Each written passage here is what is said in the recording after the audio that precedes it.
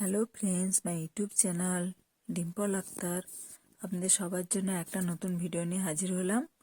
আপনারা সবসময় আমাকে দেখেছেন বাচ্চাদের কাজ করতে। হ্যাঁ, আমি বাচ্চাদের কাজের সাথে সাথে আমি বড়দেরও অনেক কাজই করতে পারি। আমার 14 বছরের এক্সপিরিয়েন্স, আমি 14 বছর ধরে এই কাজই করছি। আমার ছোট থেকে একটা শখ ছিল যে আমি নার্সিং লাইনে কাজ করব। তা উপরবেলার দেওয়া আশীর্বাদে আমি এই কাজটা করতে পারছি। পেশেন্টটার পেশেন্টটা ভর্তি হয়েছে, পেশেন্টের পেটটা ফুলেছিল। তারপরে ডক্টর বাবু এসে অর্ডার দিলেন যে একটা রাইস টু পড়ে দেন। তা রাইস টু পড়াতে তো আর এমটিকে লাগে না, সেটা আমরাও পারি। ডক্টর বাবু বললেন যে সিস্টার আপনি একটা রাইস টু পরিয়ে দেন। তাই আমি রাইস টু পরিয়ে ওর স্টমাকে যত নোংরা আছে সেগুলো বের করছি। আপনারা দেখতে থাকুন। দেখুন কি হারে বেরোচ্ছে। আমাকে সিরিঞ্জও লাগায়নি। আমি যখনই রাইস টিউবটা পুড়িয়েছি ওনার পেট থেকে যত নোংরা বেরিয়ে আসছে, ঠিক আছে।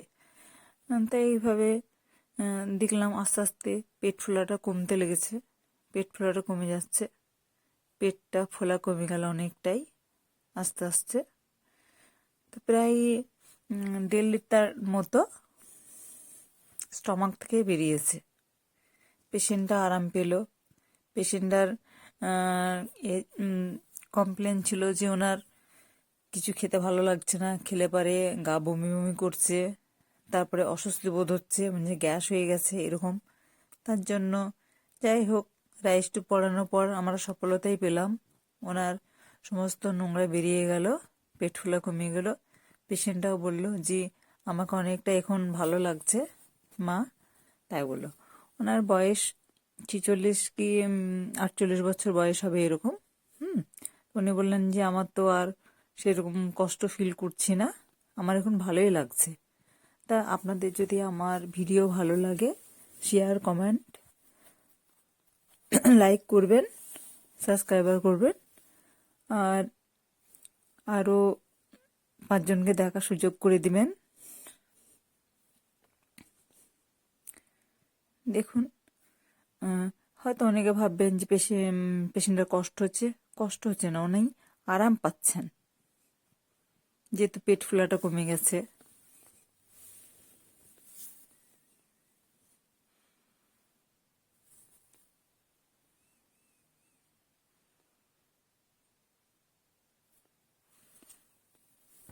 আমরা যখন বাচ্চাদের কাজ করি, ধরেন জেলকু করা হলো, বাচ্চাটা হয়তো খুব কান্না করে, তখন সবাই ভাবে যে কি নির্দয় সিস্টার, বাচ্চাটা কান্না করছে, একটু মায়া হয় না। কিন্তু মায়া করতে গেলে তো ধরেন চিকিৎসা হবে না, মায়া করতে গেলে সত্যি চিকিৎসা হবে না। হ্যাঁ, কিন্তু সেটা ভালোবাসা দিয়ে খুব সযত্ন যত্ন সহকারে কাজটা করতে হবে, যাতে পেশেন্টের কোনো কষ্ট না হয়, আর যদি বাচ্চা হয় বাচ্চার যেন কোনো রকম কষ্ট না হয়।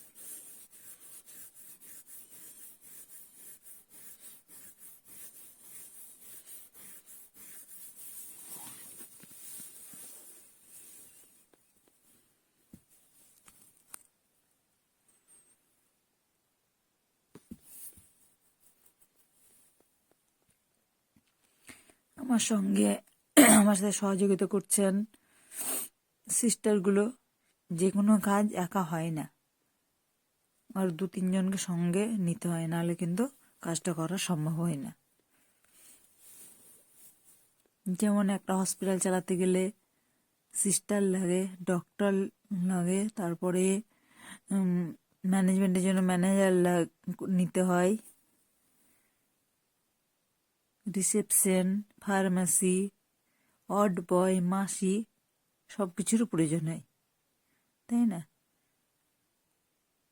আর পেশেন্টটা বললো যে ওনাকে নাকি গরম লাগছে, সেই জন্য যেহেতু উনি এসির হাওয়া নেবেন না, ফ্যানের হাওয়া নেবেন না, সেই জন্য আমরা দেখলাম তাহলে এর থেকে একটা উপায় বের করা হোক। তখন বাড়ির লোককে বললাম তাহলে একটু মাথায় একটা হাওয়া করুন। তাই উনি মাথার কাছে একটু হাওয়া করছেন। এই বুঝতেই পারছেন যে ঠান্ডার সময় সোয়েটার পরাচ্ছেন।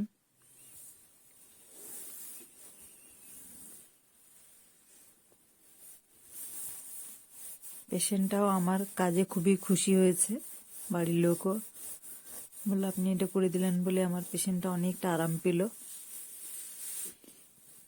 তারপরে পেশেন্টটা সুস্থ হয়ে বাড়ি গেছে।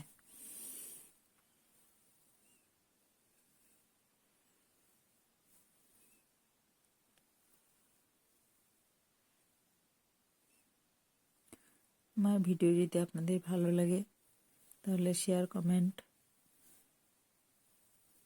করবেন।